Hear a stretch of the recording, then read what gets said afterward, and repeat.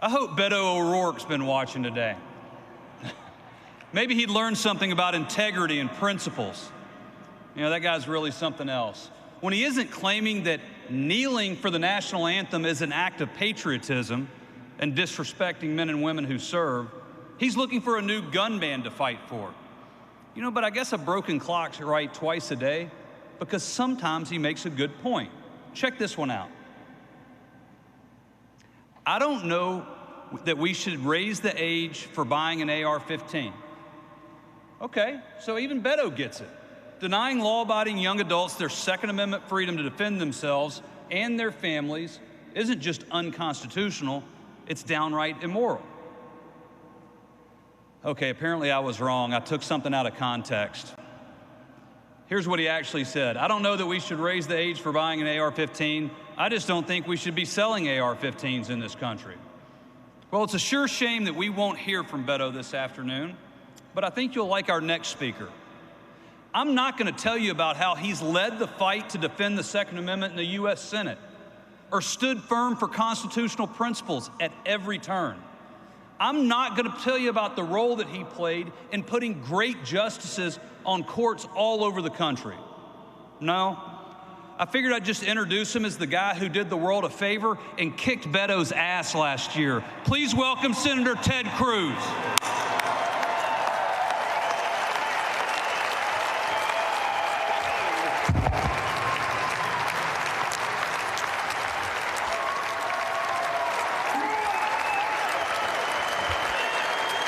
God bless the United States of America. And God bless the United States Constitution. You know, if there's one principle that has been true from the dawn of our nation, it is that when liberty is under assault, Americans rise to defend it. Right now today, we see liberty under assault. We see our fundamental rights, our First Amendment, our Second Amendment, all of our fundamental rights as Americans under assault, and it's a concerted assault. We see the 2020 Democratic primary field.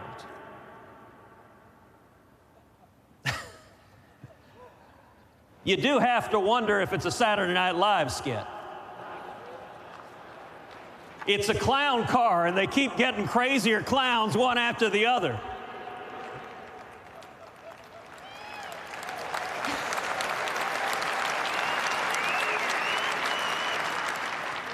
You've got Bernie Sanders, the socialist, who they think is their centrist on Second Amendment issues.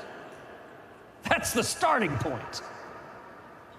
You've got my old opponent, Beto O'Rourke, who first made national news doing a sit-in on the floor of the House of Representatives opposing the Second Amendment, who's happily called for banning semi-automatic weapons without, by the way, the funny thing is you see the Democrats call for this, they don't even know what a semi-automatic weapon is. It's sort of like their made-up title of assault weapon, which when you read the legislation they draft really means scary-looking guns. You've got Joe Biden, Uncle Joe. By the way, after this convention, Joe will be here offering back rubs for anyone who would like them.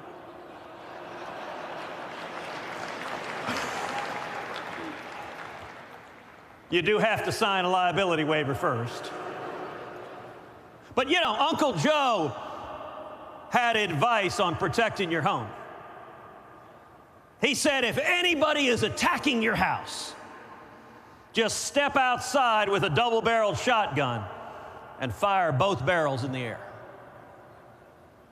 Now, that is great advice if it so happens that you're being attacked by a flock of geese. And then you've got Kamala Harris, who is pledged to come after each and every one of us, to come after our gun rights, to use illegal and unconstitutional executive orders to do so, and whose intention, plain and simple, is to destroy the NRA. But you know, it's not just the politicians we're facing. It's also corporate America. Corporate America, the new tool that they're going after liberty is they're trying to use their force in corporate America. So you have banks threatening to cut off funding for those who believe in the Second Amendment. You have Mayor Rahm Emanuel trying to pressure banks to cut off funding for those who are protecting our Second Amendment rights. You have Dick's Sporting Goods. By the way, I got to say, the company is really appropriately named.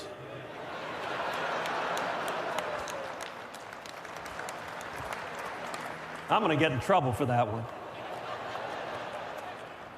But they've gone out of their way to ban firearms for their stores, and they basically said, our customers, we don't like you and we don't respect you.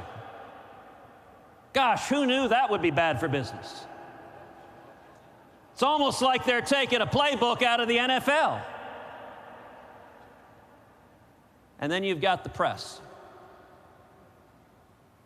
Perhaps the greatest positive benefit of the age of Trump is that nobody even pretends the press is fair and objective anymore. Fake news is evident each and every day as you see on every station reporters foaming at the mouth. And you know what? They're never more partisan than in the wake of a tragic shooting. When they work to try to put on not news, not journalism, but propaganda.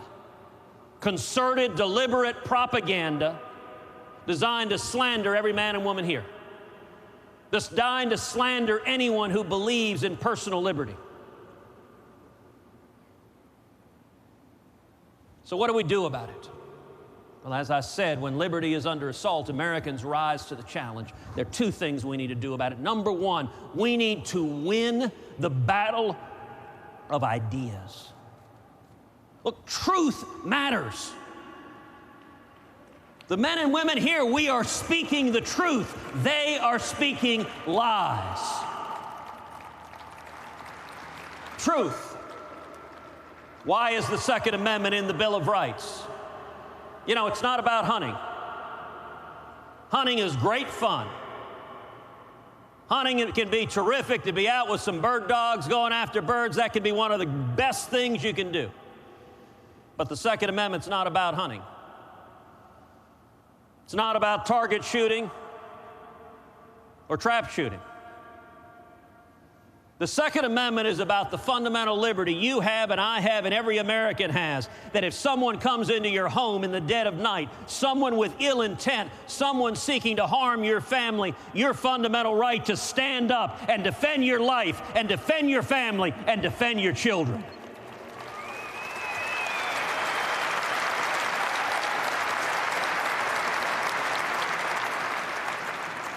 The Second Amendment is fundamentally about a free people defending themselves.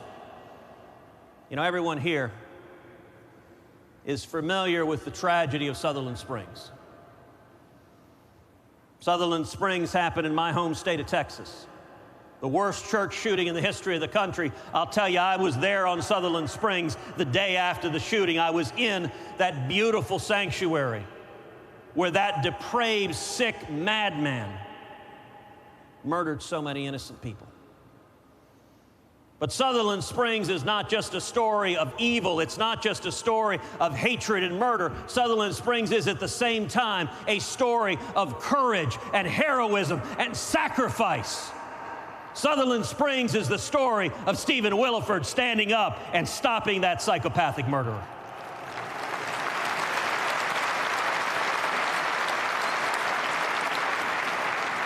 We need to tell that story over and over and over again, both halves of it, because look, here's the mind of a liberal. I'm sorry, I apologize for getting into scary topics. But here's the mind of a liberal. They see a homicidal mass murderer and a brave patriot standing up and stopping that homicidal mass murderer, and they say, let's take the gun away from Stephen Williford and let's not do anything about that psychopath. As we might say in Texas, that don't make no sense. Look, one of the things we understand is the difference between good guys and bad guys. This is something that the left and the press, they can't make this fundamental distinction. Good guys, law-abiding Americans, it is freedom. It is our right to defend our families. Bad guys, if you are a violent criminal, if you are a murderer, we're going to come down on you, we're going to take your guns from you, and we're going to put you in jail.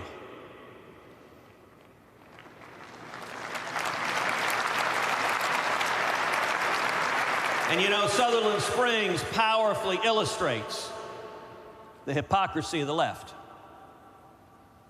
The murderer in that instance, it was doubly illegal for him to possess a firearm.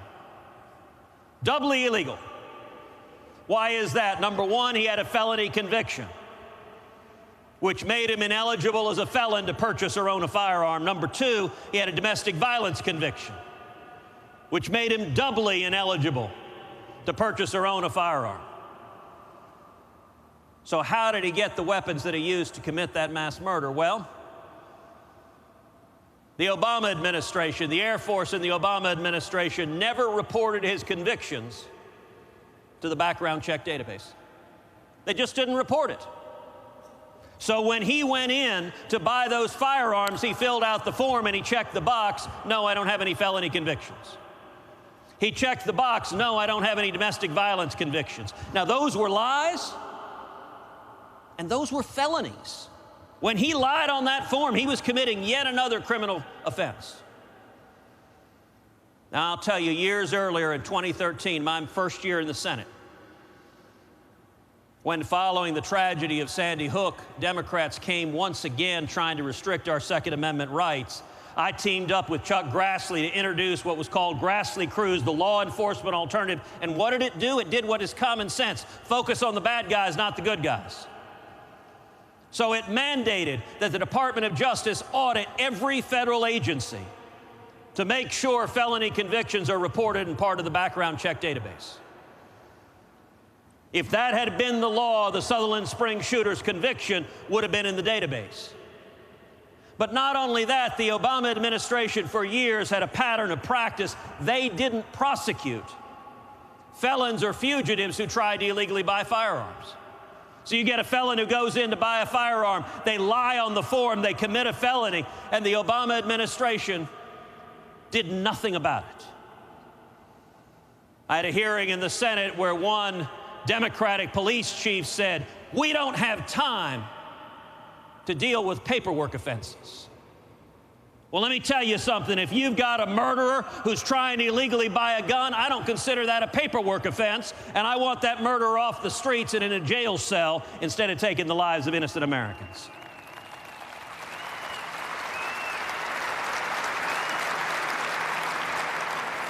Grassley-Cruz, which was also known as the law enforcement alternative, created a gun crime task force of the Department of Justice. It directed the Department of Justice, if a felon or fugitive tries to illegally buy a gun, prosecute him and put him in jail. That legislation got 52 votes on the floor of the Senate. Got the most bipartisan support of any of the comprehensive legislation we voted on. But do you know why Grassley-Cruz didn't become law? Because Senate Democrats filibustered it. Their view was, if they couldn't take away your rights, if they couldn't go after the law-abiding, the rights of law-abiding citizens, they weren't interested in stopping the criminals. And in fact, they were going to block us from stopping the criminals because their only interest is going after the rights of law-abiding citizens. If Grassley-Cruz had been passed, if it hadn't been filibustered, the Sutherland Springs shooter's felony conviction would have been in the database, and when he lied on the form, the Department of Justice would have prosecuted him, and that means he would have been in a federal jail cell instead of in that beautiful sanctuary taking the lives of those innocent men, women, and children. Now, let me ask you something in the battle of ideas. When have you ever seen a Democrat asked, why did you filibuster legislation that could have stopped that mass shooting? Do you know of any reporter who has ever asked a Democrat that? Have they ever been held to account? Instead, their solution, what's their solution? Gun control for law-abiding citizens. Well, that works wonderfully.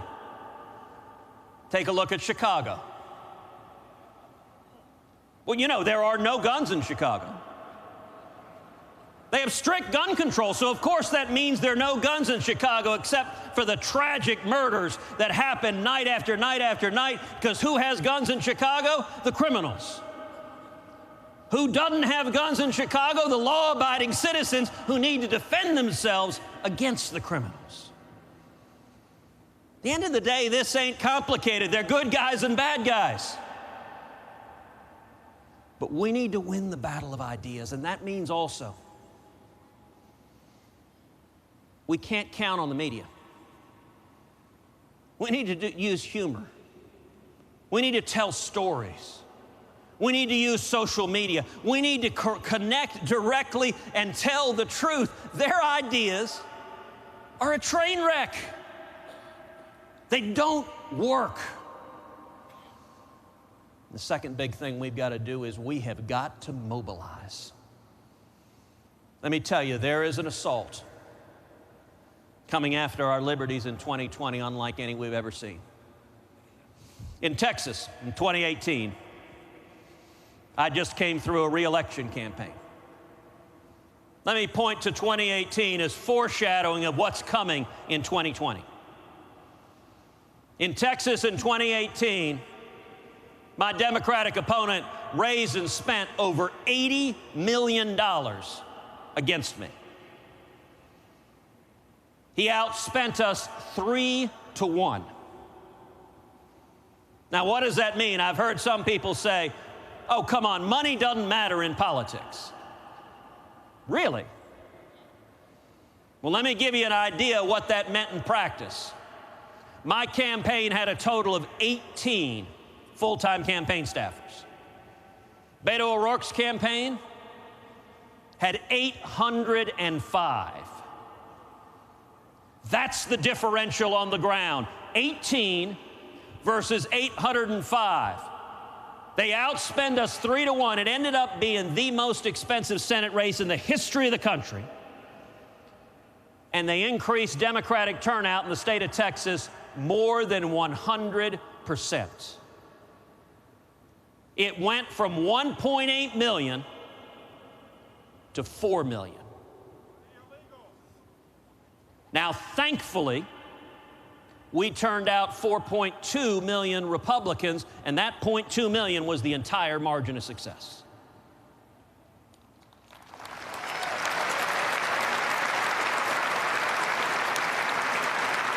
To those of you who helped, to those of you who contributed, to those of you who volunteered, to those of you who knocked on doors, to those of you who made phone calls, thank you, thank you, thank you for standing and fighting for our liberty.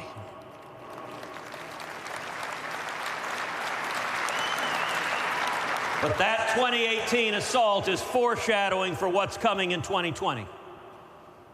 Listen, the far left is ticked off.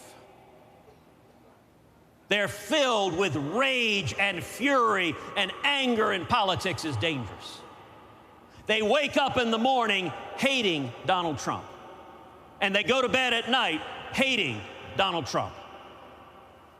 That means they're giving money. That means they're knocking on doors. That means they're volunteering. And that means in states, you might live in a red state, that you think, okay, our state's going to be fine. Let me tell you, everyone on the left is going to show up energized and angry. Now, the good news is the majority in our country believe in liberty, believe in common sense, believe in the Second Amendment, but here's the key: we got to make sure they show up. Our danger collectively is complacency, is people sitting at home saying, you know what, my job is great, my wages are up, I don't need to get involved. That's how we lose our freedoms. That's all it takes is a moment's complacency. Let me close with one of my favorite stories of my home state of Texas. And it is the story of the city of Gonzales. Texas, at the time, was part of Mexico. And the Mexican dictator, General Santa Anna, sent an order to the Texians, that's what they used to be called, the Texians at Gonzales, little bitty town, central to South Texas. An order to the Texians, hand over your guns. Hand them over. The dictator was going to disarm them, and he said, hand over the cannon that guards the city, as a cannon guarded the city when you entered. The Texians at Gonzales, they made a flag that they hoisted atop the flagpole. That flag had a picture of the cannon, and underneath it, the very simple legend, come and take it.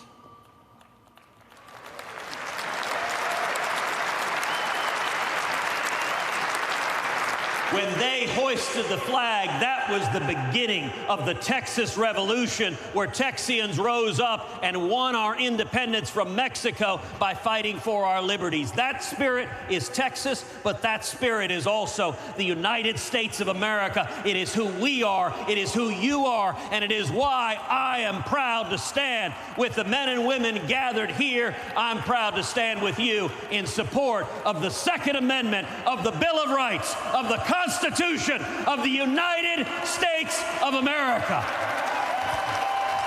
Thank you. God bless you.